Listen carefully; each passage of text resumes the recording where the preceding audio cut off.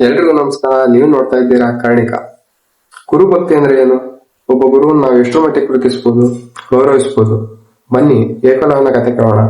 ಕಾಡಿನಲ್ಲಿ ವಾಸಿಸುತ್ತಿದ್ದ ಒಬ್ಬ ಸಾಮಾನ್ಯ ಬೇಡರ ಹುಡುಗ ಏಕಲವ್ಯ.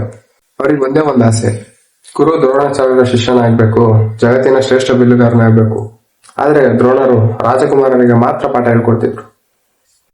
ಅವರು ಏಕಲವ್ಯನನ್ನು ಶಿಷ್ಯನಾಗಿ ಸ್ವೀಕರಿಸಲೇ ಇಲ್ಲ.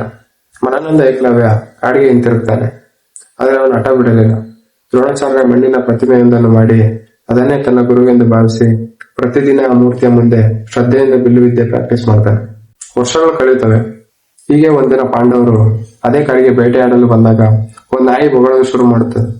ತಕ್ಷಣ 7 ಬಾಣಗಳು ಒಂದೇ ಸಮನೆ ಹಾರಿ ಬಂದು ಆ ನಾಯಿಗೆ ನೋವಾಗದಂತೆ ಅದರ ಬೊಗಳುವ ಬಾಯಿಯನ್ನು ಕಟ್ಟಿ ಹಾಕ್ತವೆ. ಇದನ್ನು ನೋಡಿ ದ್ರೋಣರಿಗೂ ಅರ್ಜುನನಿಗೂ ಆಶ್ಚರ್ಯ. ನನಗಿಂತ ಶ್ರೇಷ್ಠ ಬಿಲ್ಲುಗಾರ ಯಾರು ಎಂದು ಹುಡುಕ್ತಾ ಬಂದಾಗ ಅವರಿಗೆ ಸಿಕ್ಕಿದ್ದು ಮಣ್ಣಿನ ಮೂರ್ತಿಯ ಮುಂದೆ ಅಭ್ಯಾಸ ಮಾಡ್ತಿದ್ದ ಏಕಲವ್ಯ. ಯಾರು ನಿನ್ನ ಗುರು ಎಂದು ದ್ರೋಣರು ಕೇಳಿದಾಗ ಅವನ ಹೆಮ್ಮೆಯಿಂದ ಈ ಮಣ್ಣಿನ ಪ್ರತಿಮೆಯನ್ನು ತೋರಿಸುತ್ತಾನೆ.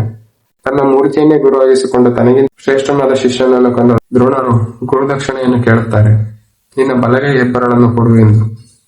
ಒಂದು ಕ್ಷಣವೂ ಯೋಚಿಸದೆ ಏಕಲವ್ಯ ತನ್ನ ಹೆಬ್ಬೆರಳನ್ನು ಕತ್ತರಿಸಿ ಗುರುಗಳ ಪಾದಕ್ಕೆ ಅರ್ಪಿಸುತ್ತಾನೆ. ಬಿಲ್ಲುಗಾರನಿಗೆ ಹೆಬ್ಬೆರಳೇ ಜೀವ. ಅದನ್ನು ಕಳೆದುಕೊಂಡರೆ ಅವನ ವಿಧೇಯ ನಾಶ. ಆದರೂ ಗುರು ಕೇಳಿದ್ದನ್ನು ಇಲ್ಲ ಎನ್ನಬಾರದು ಎಂಬ ಒಂದೇ ಕಾರಣಕ್ಕೆ ತನ್ನ ಜೀವನದ ಕನಸನ್ನೇ ತ್ಯಾಗ ಮಾಡಿದ. ಏಕಲವ್ಯ ಜಗತ್ತಿನ ಶ್ರೇಷ್ಠ ಬಿಲ್ಲುಗಾರನಾಗಲಿಲ್ಲ ನಿಜ, ಆದರೆ ಗುರುಭಕ್ತಿ ಎಂದಾಕ್ಷಣ ಇಂದಿಗೂ ಜಗತ್ತಿನಲ್ಲಿ ನೆನಪಾಗೋದು ಏಕೈಕ ಹೆಸರು ಅವನದು. ಮತ್ತೆ ಸಿಗೋಣ. ನಮಸ್ಕಾರ.